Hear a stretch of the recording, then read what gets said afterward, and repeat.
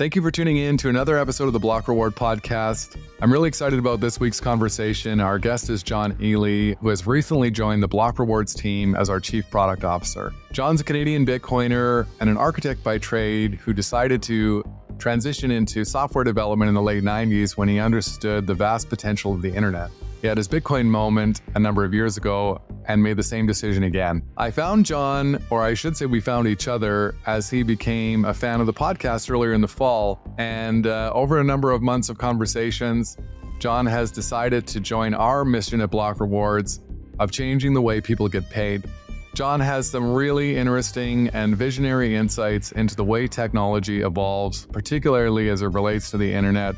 And he's got some fascinating ideas about the looming intersection between artificial intelligence and Bitcoin. I'm Scott Dedels. I'm the CEO and founder of Block Rewards. And part of our mission in bringing Bitcoin to the workplace is helping people understand how it will help them. So if you're interested to learn something about the evolutionary nature of internet technology and the showdown that's coming between Bitcoin and artificial intelligence, stick around. This one was a lot of fun.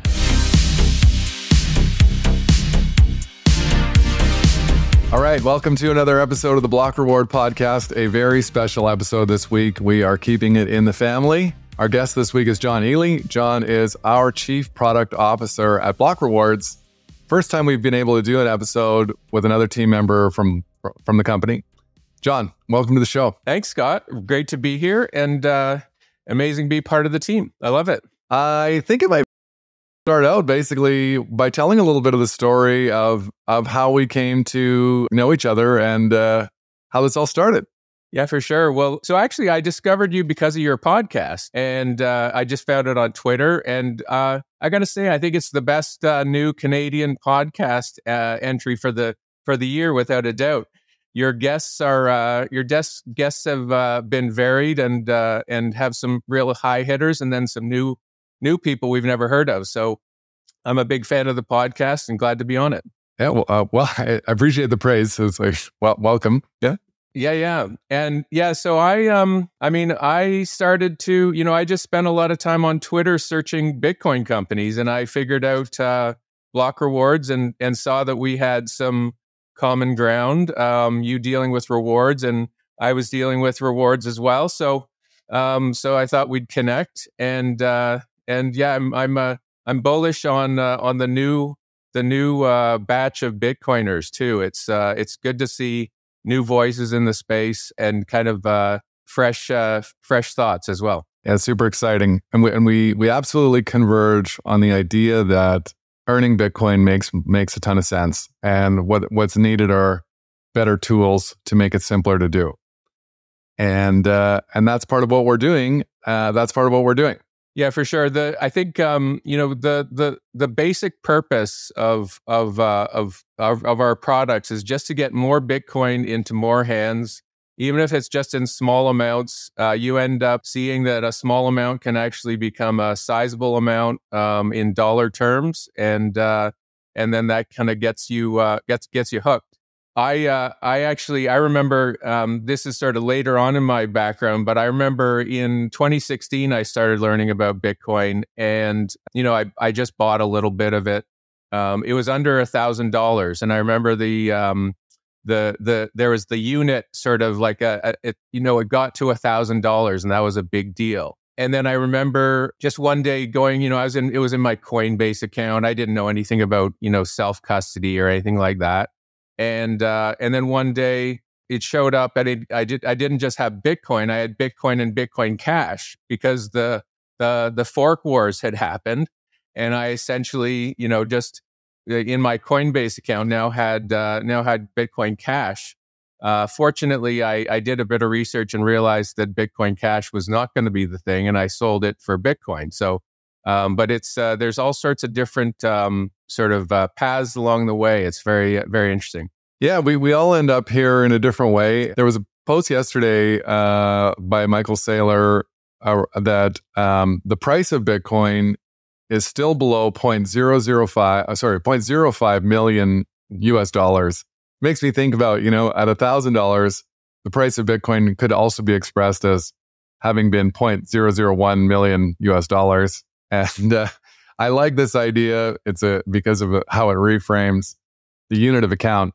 Maybe tell us a little bit more about your overall background and how you got involved in how you arrived at Block Rewards.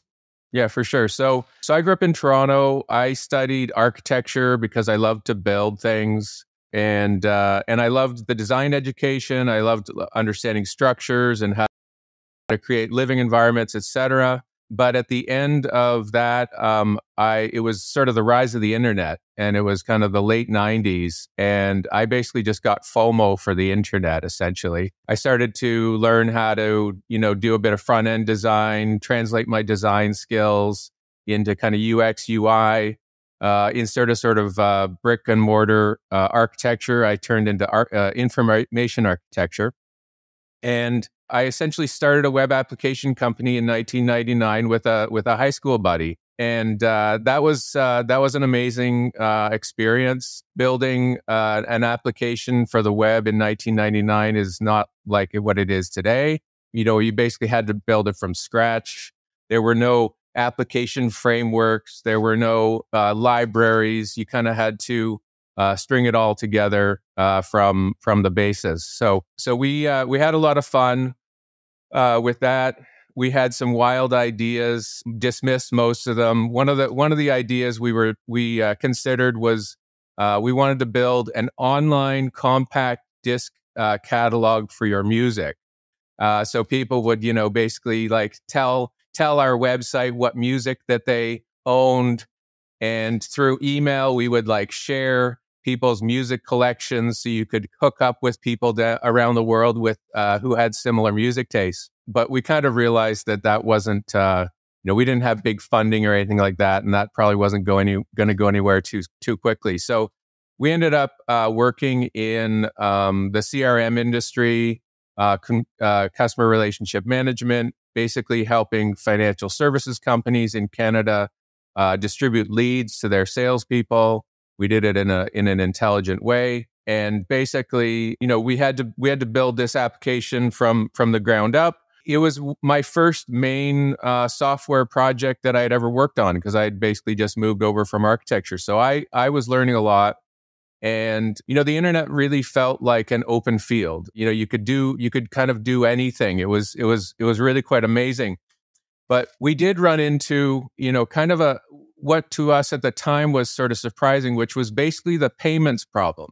We were building an application where salespeople and head office could sort of sell and buy leads, and we thought, well, why don't we just let everyone go and buy and sell these leads together? Well, the problem is that there was no payment network on the internet at the time, and in fact, if you look at the history of the technology back in 1999, they had a sort of a stub for payments technology that they sort of knew would come later on in the HTTP protocol. But basically, that always threw up a 402 error code payment required. So there was despite the fact that there was a burgeoning information technology revolution, you still couldn't natively send payments along the internet. So essentially what we had to do is we just would track all the transactions for the week and then pass a database dump to our head office, and they would do all the clearing themselves, because you essentially couldn't clear the payments yourself. We built that software. It was fairly successful.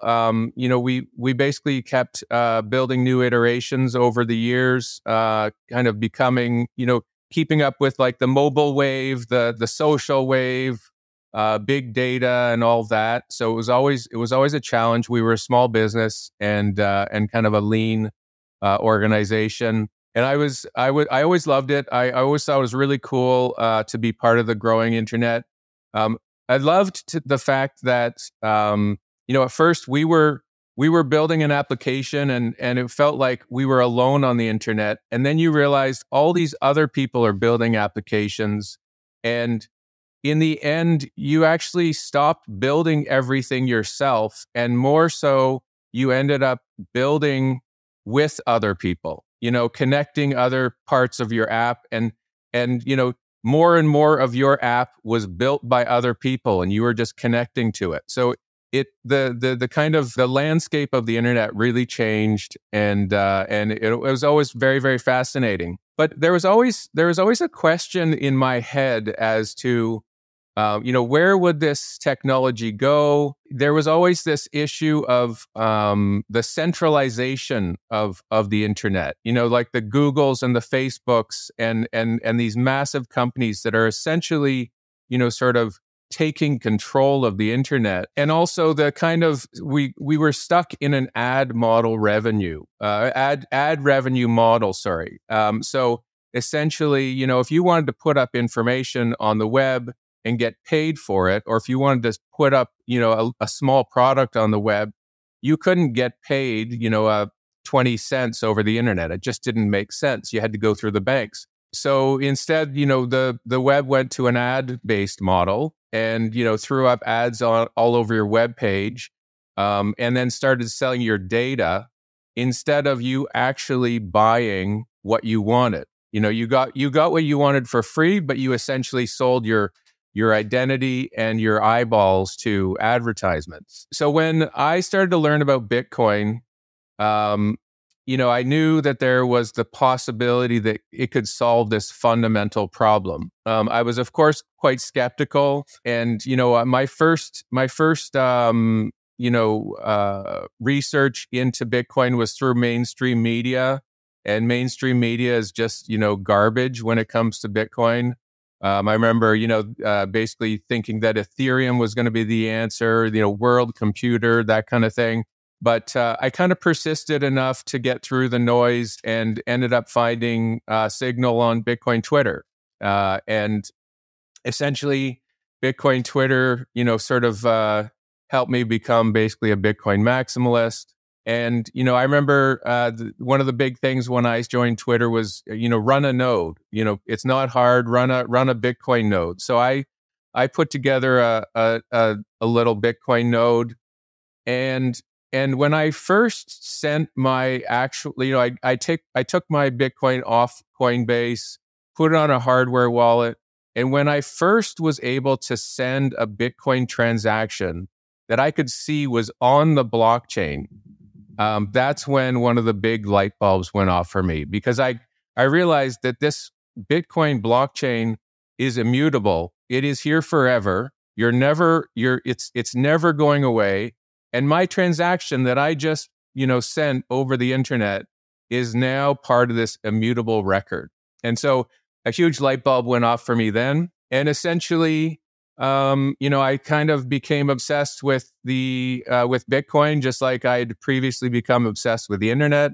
And essentially, I was coming to work every day, just researching Bitcoin and telling my coworkers what to work on. So I just completely lost interest in my business for a while and kind of had to exit that and go down the rabbit hole.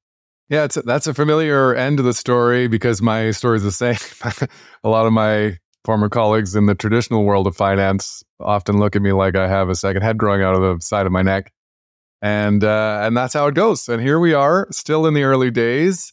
So eventually your understanding of Bitcoin led you to think about the way that this solution really for payments online would have been handy in your early days building internet protocols or internet software stuff. Yep. Yeah, exactly. And, at first, like I understood that Bitcoin was still early in its adoption. Money has to achieve three things. It has to be a store of value. You have to be able to keep your money in it and it actually increase or keep its value over time. It has to be a medium of exchange and then also a unit of account. For you and I, like that are early adopters, we're already saying, yeah, it is all three for us. I think in Bitcoin and I store my wealth in Bitcoin. I sold my house in 2019 for Bitcoin, moved my kids to a rental basically because I wanted to not keep my money in housing, but keep my money in Bitcoin. And today you can use it as a medium of exchange and use a unit of account.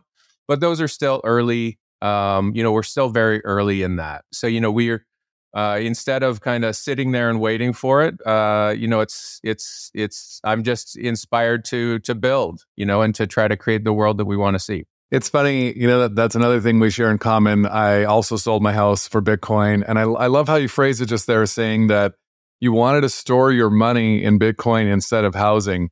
And it's this tricky thing because particularly in Canada, owning your own home has kind of become basically the only pathway that people can see towards realistic financial freedom over time. And that the commonality of that opinion has essentially hyper-financialized real estate as an asset. So the very thing people are trying to do is also the cause of the reason why it's going to sort of expire. No, exactly. And it was a fairly easy decision for me because I was a believer in Bitcoin, but there were lots of other sort of reasons why it made sense for me, because I decided to stop working for my business and exit. And so I wasn't making an income.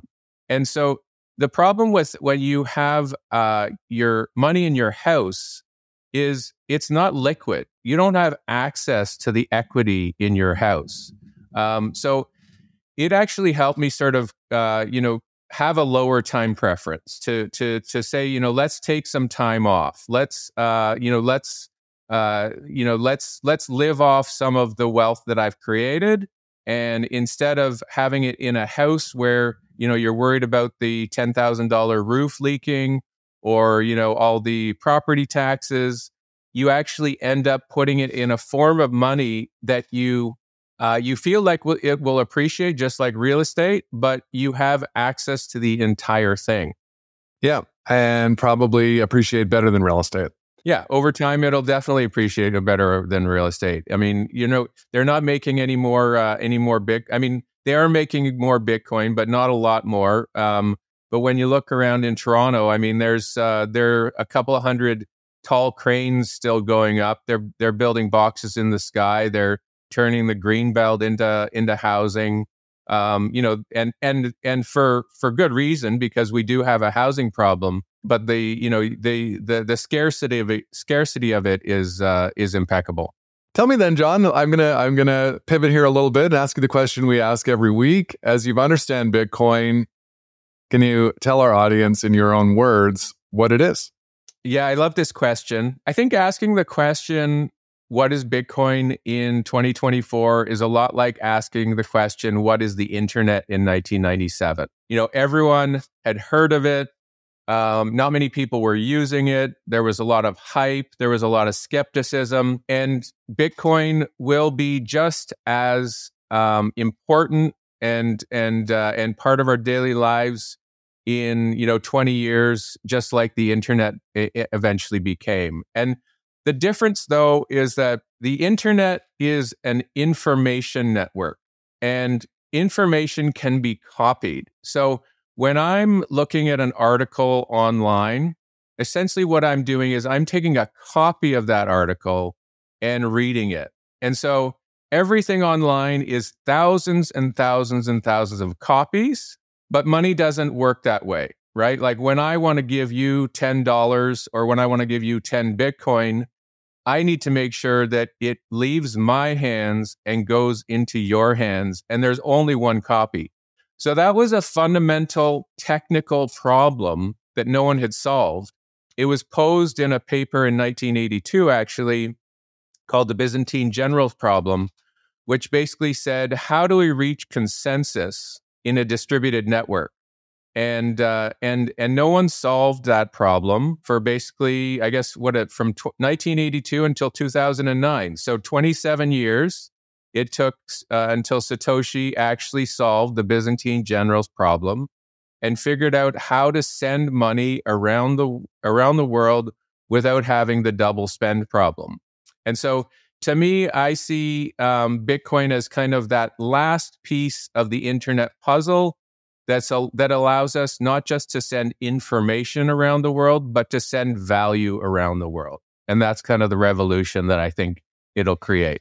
Yeah, I always think it's interesting when people, and I also love the comparison of the internet. And I think there's a lot to be gleaned from it because people don't understand the length of time that it took to develop the different stages of technology that required the internet to be able to exist. And a lot of people who don't know anything about Bitcoin think that Bitcoin basically came out of nowhere in 2009. And for this reason, this is part of why they maybe don't trust it. There's a series of technologies and failed attempts at creating Bitcoin that played out over like 30 or 40 years before. And you can even go back further, because I've seen people talk about how some of the technology involved in encryption that was used in World War II is actually involved in Bitcoin-ish ideas, to say. Yeah, for sure. Yeah, I mean, so one of the things that I do these days, in this kind of crazy world of war and chaos, is I find it calming just to research old technologies, to kind of look at the greats of the past. And what you're referring to is the work of Claude Shannon, who is literally the father of the information age. He's not a guy that a lot of people know about, but there are some amazing documentaries on him. I would suggest, if anyone's interested, watch The Bit Player on YouTube. It's just a fantastic documentary on the guy. And not only did he, start the science of encryption, but he basically figured out how to communicate around the world using bits. He's the guy that actually came up with the word bit. And what's funny is a bit is a binary digit, but it's either a 1 or a 0, and so a lot of it is like a coin toss. And so the term Bitcoin actually, I think, has there's quite a bit of beauty to that, because it's like the toss of a coin, essentially. But yeah, Claude Shannon, he basically, what he did is he worked for Bell Labs and understood how to try to improve telephone communications. And by doing so, he figured out that, in fact, the best thing to do is not to try to send these wavelengths any longer, but turn them into bits, and then send them as bits, and then decode them at the end. So, I mean, the work of Claude Shannon is just fundamental to, everything we do. We almost, some people say we live in Claude Shannon's world. The guy literally invented the information age in a lot of ways. So that's fascinating. And then also, to go to your point about how kind of, it's hard for us to see the future. It's hard for us to see how something like the internet would eventually, grow into what it is. And I remember, back in the 90s, McDonald's had a lawsuit for for McDonald's.com. Some writer had gone and bought McDonald's.com. And then McDonald's decided, we want to be on the internet. And so they sued him for it. And there was a whole battle. Eventually, McDonald's got McDonald's.com. But, back in the 90s, what was McDonald's going to do on the internet? They basically, posted, their menu up there, and they advertise, and they probably do contests. And sure, their employees would use Bitcoin, or would use the internet to communicate. But we look, fast forward to 2020, and everyone starts ordering McDonald's over these apps, and now, a lot of McDonald's actual food orders come over the internet, and a lot of their food orders get delivered over the internet. And so it's just, who would have thought that a burger flipping restaurant would essentially become an internet company? So, fast forward 20 years from now, and I think that's what you're going to be seeing in Bitcoin. Everyone's going to be a Bitcoin company. Everything will be a Bitcoin company, and basically all value that can be digitized, that can be put over the internet will happen on Bitcoin for sure. What do you think will be some, if you had to guess or paint your own picture of what that transition might look like, thinking about how the internet changed, how do you envision that happening? I mean, I think that we just need to get Bitcoin into more people's minds, more people's hands. I think, you were talking about Bitcoin, Michael Saylor becoming a Bitcoin development company. It takes people like that to essentially see the future and then just start building it. And it's not going to be just one thing. It's going to be the work of thousands. And yeah, I mean, that's why, basically I became obsessed with what can I build on the internet? What's going to be how can I apply my skills to the future of Bitcoin, essentially? And so out of that, you had this idea about Motovate.ai. Yeah.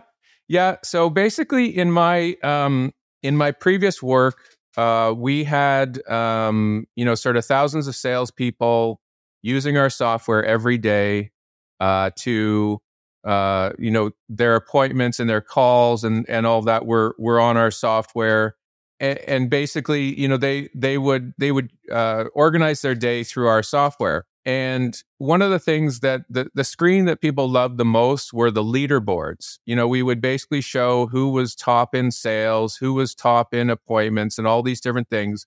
But we also had a leaderboard for basically, which I would call proof of work. It was basically like, who were the salespeople who were putting in the most effort towards making their sales? Because sales is hard. Sales sucks. A lot of it is there's some glory to it, but you fail a lot, you get rejected a lot. So if you can actually incent a salesperson to actually work harder, they will be more successful. So essentially, I had one moment where I realized that this one piece of our old software, which was a leaderboard showing how much work you'd done towards your sales, was something you could basically Bitcoinize. So the idea was, there was a list of people, and the top one had a score of 800, the next person had a score of 790, and I said to myself, well, why don't we just make these Satoshis? I mean, if people are willing to compete for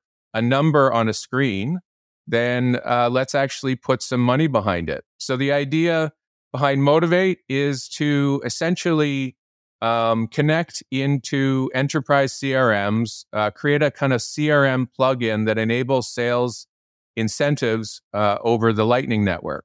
And the Lightning Network, we're trying to use the Lightning Network's, core properties as best as possible. So what's great about it is it's instant and it's low fee. So every time, let's say a salesperson finishes a webinar, we can go send them Satoshis for completing that webinar. And if you can sort of incent people along the way, then I think you'll make a lot more sales and a lot more successful salespeople. And so my background is kind of I meet you in the middle, and my background has to do with kind of compensation and rewards. And yeah, I think that we've had some interesting conversations around the idea that Bitcoin and how it can move differently than fiat money is a pathway to changing the way that people think about how they earn money. So it's not just a matter of doing things, and I think this is true of all technologies as they innovate, is that it's not necessarily just creating new ways to do the old things better. It's creating ways to do things that weren't possible before, and that most people hadn't thought of because the way to do it didn't exist yet. Yeah, I totally agree. I think it takes some vision to kind of to see that. You need to understand the basic properties of the technology and then figure out ways to apply it. Actually, just going back to Claude Shannon, because the company is called Motovate.ai for a reason. But to go back to Claude Shannon, he also actually was the father of artificial intelligence, if you can believe it, as well. The guy created in like the 1940s. He goes and creates a chess machine to play against humans, and it was a rudimentary machine. It could only compete on the last 6 steps in chess. So it was, but he proved the concept, and he proved the concept that a machine could learn. But so I love AI as well. I got swept up in sort of the chat bot, chat GPT wave. I'd already been interested in artificial intelligence before. We actually, in my business, we hired a guy who was a developer, but his main interest was in artificial intelligence. And so we actually tried to apply the concept of artificial intelligence to my business sometime around 2014. But the problem was the technology was just a little early and there wasn't enough data. The internet has just caused this incredible wealth of data. And that's essentially how something like OpenAI is winning, is because they're just scraping the data from all the documents around the world, and they're learning about what the world is around us. And artificial intelligence is essentially just a representation of everything it reads. So yeah, the AI part of Motovate is essentially that I believe that in the future, it's, instead of a salesperson being a human, it's going to be more an AI agent. And these AI agents are going to need to be paid. And so essentially, I think that there's basically going to be an entire economy of AI agents doing work for us. And Bitcoin has been identified as, not just me, but has been identified as the likely currency of artificial intelligence. And the way that they work is, you don't want to, artificial intelligence machines are very power intensive. They're very expensive to run every query. And so Lightning is the perfect currency for it, because it allows people to essentially pay per prompt for the work that they want to do. And so I feel like, I want Motovate to essentially be kind of, set up for that economy that's burgeoning right now. Hey, everybody. I'm thrilled to announce that Block Rewards has come on board as a sponsor for the 2024 Canadian Bitcoin Conference, happening in Montreal, May 16th to the 18th. It's going to be a great event with an unreal lineup of speakers, and we couldn't be more excited about being involved. If you're thinking about going and you don't have your tickets yet, you get 10% off of your pass using the code BLOCK2024, and that's all capital letters. And you can get those tickets at CanadianBitcoinConf.com. Hope to see you there. Only fascinated by this intersection, or the theoretical intersection, between Bitcoin and AI. And for people who might have just heard that and they're just completely scratching their head around, what would an AI do with Bitcoin? Like, why would they want it?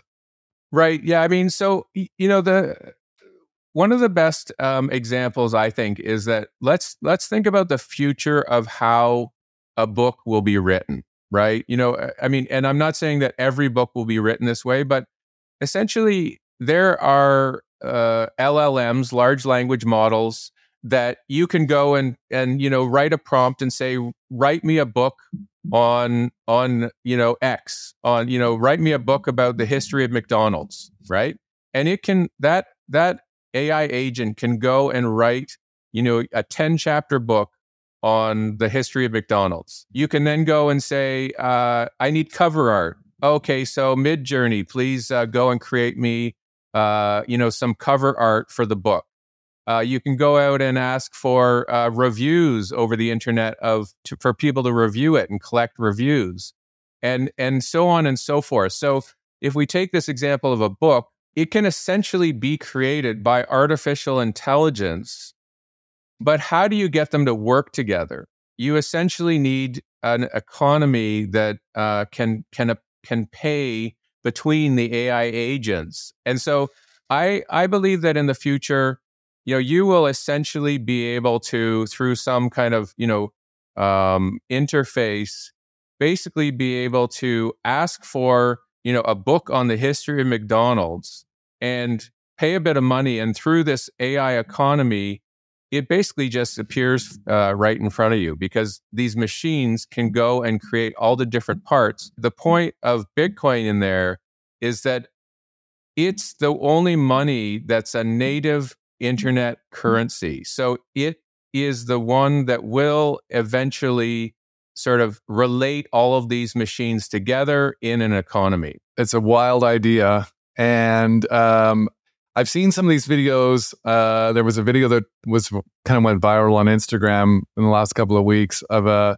somebody who was at a big sales conference in Vegas, and some presenter at the conference had unveiled an AI sales agent that makes sales calls and interacts with people, and the people couldn't tell that it wasn't a real person on the other end of the phone. This thing learns from every call it makes, and it can simultaneously make as many calls as possible. So when a human sales agent can make one call at a time, an AI sales agent might be able to make 1,000 calls simultaneously and learn from all of them at once. When did the call drop off? What was the conversion rate?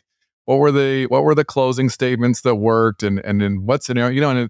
And it's taking in even more data than that. It's probably measuring the pace of the person's responses and their breathing and their the inflection of the changing tone in their voice. Like AI is like you said, it's a representation of an aggregate of information, right? And I think it's about to get wild. Yeah, no, that is wild. And the other thing is, on the sales end, a lot of my business has been in the sales area, and I'm the first person to hate annoying sales calls or annoying sales interactions. I don't want to have it thrown down my throat. But what AI will eventually do, it will learn the least obtrusive ways of selling things to you, and it will start to actually, try to sell you at the moment when you are ready. So it's not about, this kind of blasting technology that we had, of email campaigns and cold calls and all that. The AI is smart enough to actually, communicate with you in the way you want to be communicated with, as opposed to kind of, the cold calls and all that. So I actually think that, as AI learns, it learns from all of its interactions. You can essentially feed it all of the corporate documentation that it needs to understand how to sell this thing. And it can learn every time it makes a call or interact with a customer. It learns. It's just like, when Google's DeepMind plays chess, every game it plays, it learns from it, and it gets smarter and smarter. Yeah, my favorite example of that concept is the intelligence that powers self-driving cars for Tesla is driving like millions of miles a day, because every mile drive by every car contributes to the total understanding of so it's collecting experiences at a rate that is far beyond in one person's ability to learn how to drive. So yeah, people might be able to learn how to drive, kind of. A lot of people quasi learn how to drive ever, but that can happen in a human life in whatever a period of months or years. And the AI right now, maybe it's not as good or it's slower, but like at that rate of information collection, it's inevitable that it will surpass human ability. Yeah, it's inevitable. And also, of course, we're all worried today about, what happens when a self-driving car has an accident and kills somebody, right? And that's a terrible thought. AI will be better drivers than humans eventually, and I think we're probably already there in a lot of cases. It's just not widely distributed, but essentially AI is error correction. So it learns from all of its mistakes, and it learns collectively. It's not just in one part of the AI. It learns and kind of generalizes the problem completely. So yeah, it's pretty fascinating. The other, if anyone's interested in AI and wants to learn more, I'm absolutely fascinated with this guy Brian Romilly on Twitter, who is a guy who's been doing AI for decades. And he just seems light years ahead. So if you want to learn some fascinating things about AI and about technology generally, I would definitely take a look at Brian Romilly's Twitter feed. And one of the most interesting things that he talks about is, so all of these large language models, you basically prompt them by asking them a question, and they come back with text answers. And there's a bit of an art to asking the question such that, you'll get back the best answer. So let's just say if you wanted to, understand, and this was one of his examples, you wanted OpenAI, ChatGPT to give you an answer on an exhaustive answer on cognitive biases, right? So tell me all of the human cognitive biases, okay? If you just say, please write me an essay on cognitive biases, you'll get one answer. But if you actually go and say, I am a Harvard professor giving a lecture to students, this is very important. Would you please tell me all about cognitive biases? If you actually couch your question with a sort of sense of psychological importance, oddly enough, the AI comes back with a better answer.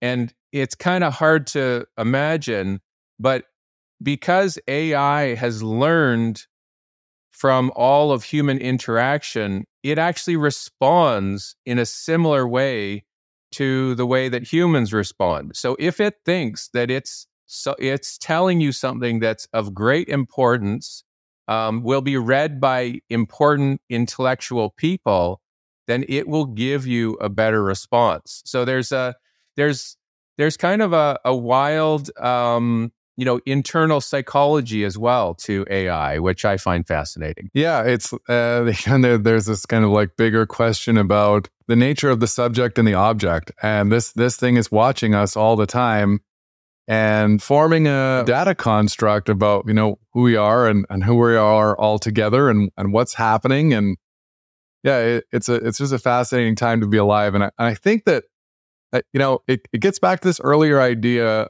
in the conversation we were talking about, trying to imagine where this can go.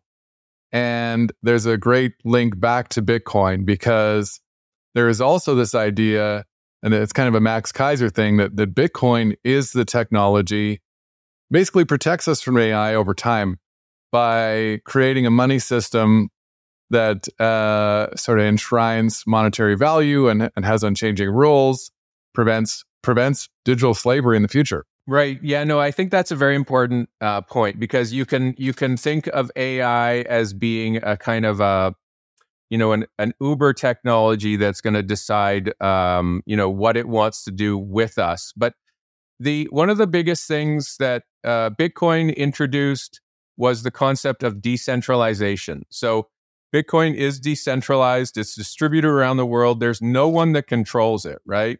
Just like the internet, no one controls the internet. You can try to ban it and you can try to do all these things, but the internet will always be there. And it's not at the whim of one person or a corporation or a government. And then similarly with artificial intelligence, the best minds in artificial intelligence also see that we want our AI databases, our LLMs, to essentially be local. We want them to be our own. So this guy, Brian Romilly, he has this amazing idea of a wisdom keeper, which is essentially, you basically, I think he's got a list of 1,000 questions, and you essentially record your answers to these 1,000 questions into a recorder, and then it transcribes it into an AI model.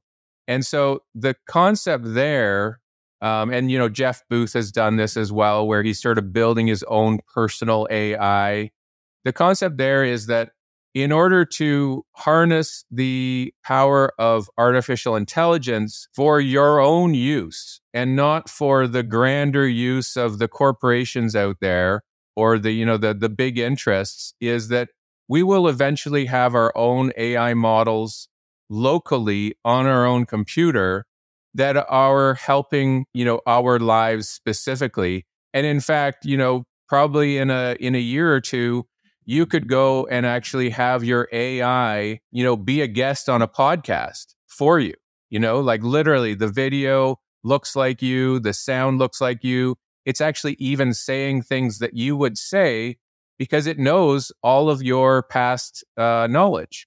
and it can answer questions just like you. So it's a wild time to be alive for sure. Again, the biggest thing with Bitcoin is that it essentially, for me, it counters the centralization forces of technology. Like we've just seen that, what is it, the Magnificent Seven or whatever, like, the Google, Facebook, NVIDIA, all this stuff. They're just these massive centralized companies that now own so much of the internet. Bitcoin actually is a decentralizing force, and I think that'll put the power more into individuals' hands as opposed to sort of being at the mercy of the large corporations. Yeah, Larry Lepard said to me when we recorded our episode a couple months ago offline that he thought that this time would be remembered eventually as the peak of centralization. So this is kind of another one of these ideas where it seems like the trend today is that we're headed towards, everything has been and is centralizing. And so it's logical to assume that that's going to continue over time. And if we continue on that path, and those seven companies essentially are gobbling up the entirety of the internet. But the nature of, as we've sort of been talking about this entire time, right, is technology unfolds in unpredictable ways and makes it difficult for things to stay the way that they've always been before. And that's the real nature of innovation. And so I think that, this is one of the core things that makes me most excited about Bitcoin is the prospect that it is something that is going to unleash a force of change that is so wild and different that's what's very difficult for most people who haven't understood Bitcoin to even understand. And this is why I think those companies are great examples. They don't appear to be actively interested in Bitcoin. So Saylor and MicroStrategy just announced their pivot that they're going to become a Bitcoin development company. They've already secured almost 1% of all the Bitcoin available ever. So it's going to be next to impossible for Google or Apple or whoever to also accumulate 1% of the Bitcoin. Like this thing is I look at Saylor all the time. You and I talk about him often, but it's like people will look back at the sound bites that he's giving today in 20 years with astonishment that this man was able to perceive these things that you're talking about, but on such a scale. Yeah, perceive and execute. I mean, the guy has such focus and intellect. It's just unbelievable. But back to your point about the centralization, all these companies have benefited from the money printer, the centralized form of money that we have today. The central banks who create their own money and decide what to do with it. And essentially, these companies have just become experts at soaking up all of that new money. With Bitcoin, there's no central bank. There's a schedule of issuance of Bitcoin, and it goes to the miners. And if you want Bitcoin, you have to buy it. There's no spigot from the central bank to just get Bitcoin. So these companies are going to have to, compete on merit, but won't be able to compete just based on scale and essentially buy up the rest of the competition. So I think it's a long time from now. The internet model is still going to run for a long time, but we are at a pivot point, I believe, where decentralized technologies are going to start to take off, and the world will be a better place for it, without a doubt. We had Jeff Booth on the show a couple of weeks ago, and he made the point specifically about those Magnificent Seven tech stock companies that it's not just that they're soaking up all of this, fiat monetary expansion. We, as regular people, are enabling them to do that by investing in them, and so we're perpetuating that system and accelerating it, but we have to, because if you take those 7 stocks out of the index, the rest of the stock market sucks. And so it becomes this self-perpetuating feedback loop that pushes us further and further towards this thing. And this is also why I think that MicroStrategy will end up being just a very important company in the history of companies, potentially being the entity that's able to crack that paradigm. Yeah, no, I agree. And it's not just that we invest in Google, Facebook, we invest our money, but we invest our time and our data into them. Like every time all the time we're on on our computers, on our phones, all these apps are reading our data, and the data is actually what makes these companies valuable, right? So, I remember like my son's on TikTok. So I remember, a year ago downloading TikTok, and then I read not in the actual terms and agreement, but I read an article on what TikTok is doing when it's on your phone, and I just deleted it because it literally knows your location. It can turn on your camera. It can read. It can listen to you. So you are feeding this kind of centralized, hungry machine so that it can eventually take over and have more power. And we do that because we don't want to pay for things, right? And that's part of the problem, is that if you were able to say, hey, I'd really like to see that post of Scott's on Twitter, I'll pay, 1/10 of a penny for that. That's a value for value model. But right now we're in a kind of an intricate sort of model where we think we're getting it for free, but we're actually we're paying for it by our data and our time. And it's not leading us to good places. We have to re-engineer that model to something where people are choosing what to pay for, and they get to keep their privacy and their dignity. Yeah, there's a confluence of a number of different broken fiat incentive mechanisms that have come together to create this kind of dystopian surveillance architecture. And I remember it was probably like 2016 or 17. I saw a documentary on YouTube about surveillance capitalism, and the term, like, I had never heard the term before. And this basically this economy, the shadow economy, was erected sort of in secrecy. Like it happened to us without anybody really thinking about the ramifications of what was going on, and now it's here. And again, this is another reason why Bitcoin is so important. And I think about the second half of that is because there's a natural relationship between censorship and the ever expanding control of the centralization of the internet, and this is another sort of killer app or reason why uncensorable money is so important. We need to be able to transact freely. We need to be able to have freedom to transact and freedom of expression without worrying that we're going to all of a sudden not be able to make our mortgage payments.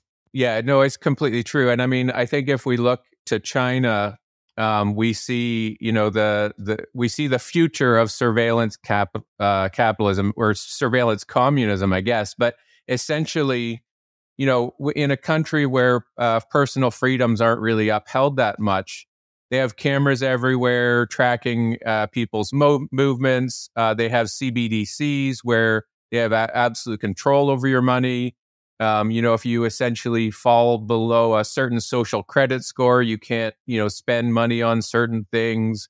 You see these crazy things where at intersections, they have cameras on people. And if your license is expired, or if you're a criminal, you just can't move forward. Like it's absolutely dystopian. And, unfortunately, the West has gone the same way in a part. I mean, all of our governments are essentially spying on us, right? Like Edward Snowden pointed that out a long time ago.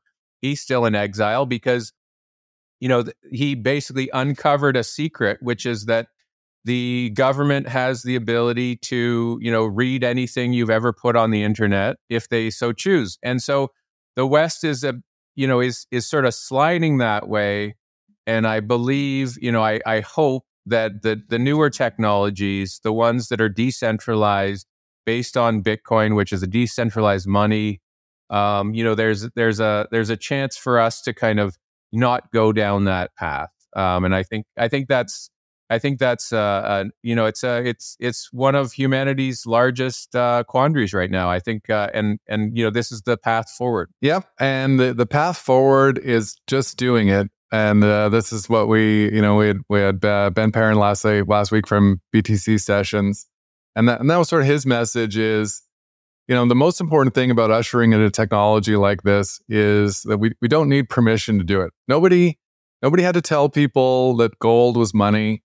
They figured it out on their own because it was hard to produce and it was rare. And this is what's going on with Bitcoin now. And there's nothing preventing people from getting involved in developing the technologies that need to exist for us all to enjoy a bright future, a Bitcoin future. Yeah.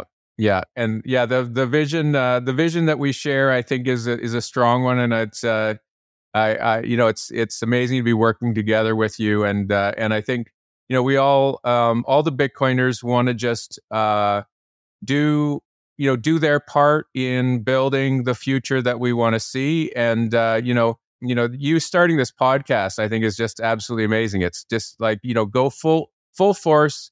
Be able to talk to the best people in Bitcoin and get the word out. And don't necessarily have to please everybody with it, but we need more podcasts for beginners, for people to start to understand this thing. It's a revolution that we need to televise, essentially. Recruit as many people as possible, as fast as possible.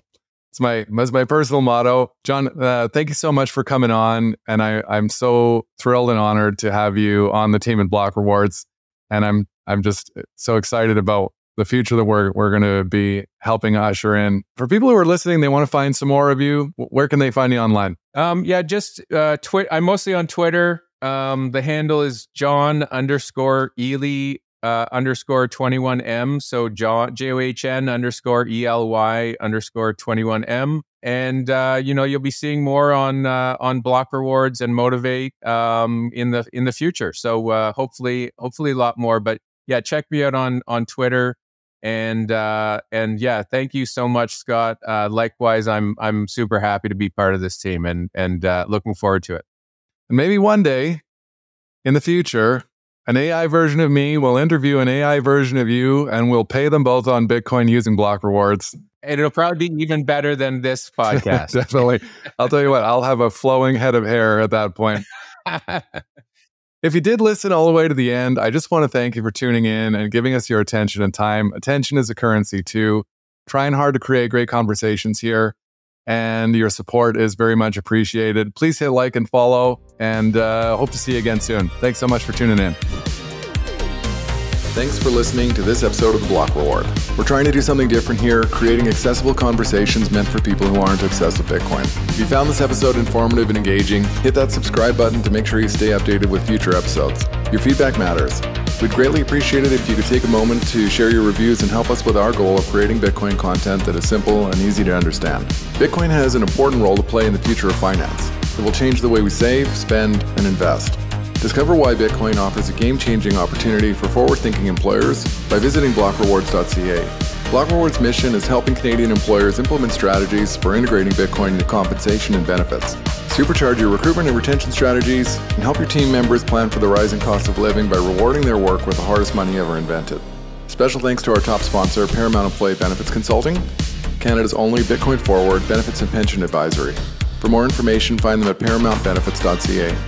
Big shout out to Podigy, our production team that makes all this possible, and BMX Escape for producing our music. Bitcoin is an expansive and dense topic many people walk away from early. To Bitcoin enthusiasts looking for that podcast they can share with friends, family, and colleagues, one they'll actually listen to, we hope that is us. The content of these conversations is meant to be provided for information purposes only. Nothing here is investment advice. Bitcoin is a big topic. Be sure to do your own research before making any personal financial decisions. Thanks for listening.